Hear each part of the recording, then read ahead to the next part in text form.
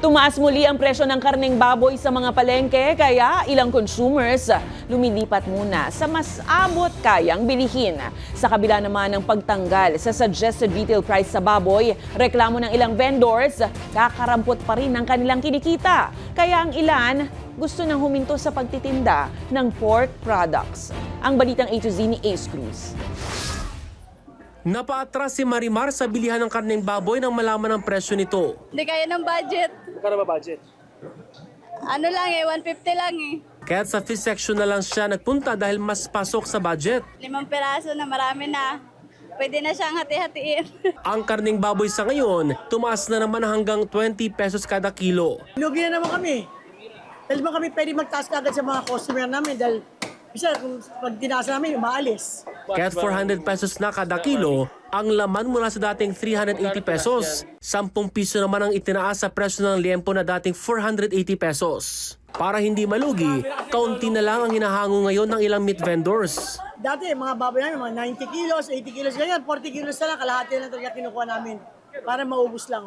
Kaya't ang ilang pork vendors gusto nang sumuko.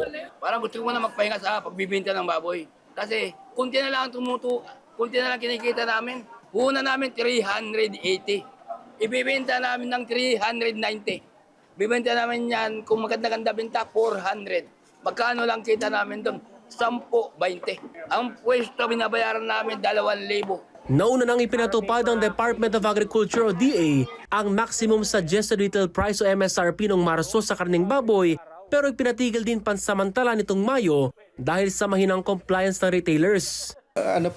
Will depend on the ni Secretary upon consultation kasi siyempre kailangan niyang mag-consult sa mga private stakeholders about this. Ayon sa Agri Group na Sinag, idudulog nila sa DA ang mga hinaing ng retailers bago muling ipatupad ang MSRP. Eventually, pag nag-usap, i-clarify naman namin yan sa DA. Kasi kahit mag-maximum 250, 260 ang farm gate, hindi siya at most 400 pwede, pero ilalagpas pa ron. Medyo kailangan silipin. Batay-an nila sa unang pakikipag-usap sa ahensya, tiniyak nito na kanilang titingnan din ang iba't ibang bahagi ng supply chain. Para sa Balitang A to Z, Ace Cruz.